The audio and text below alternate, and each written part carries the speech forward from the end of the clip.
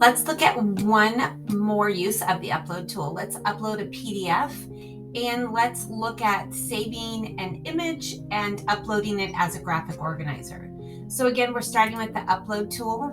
From here, you can drag and drop a file from your desktop or your computer, or you can click down here where it says select from computer. So I have a PDF of a page that I used to print out and give to students. And now I have it here as a background. I can add text or I can add voice to give directions for the students to be able to complete this.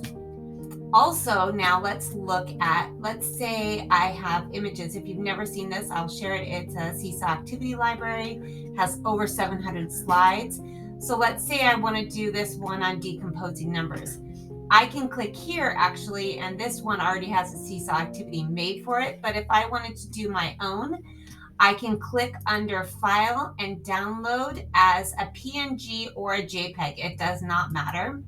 So once you go ahead and download that, and that downloads this image, you can then click back over here on your Seesaw workspace. You can click on Upload.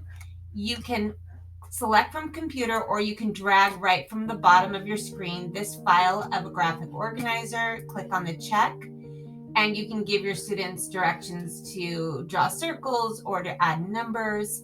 So those are also two easy ways to use the upload tool to start an activity.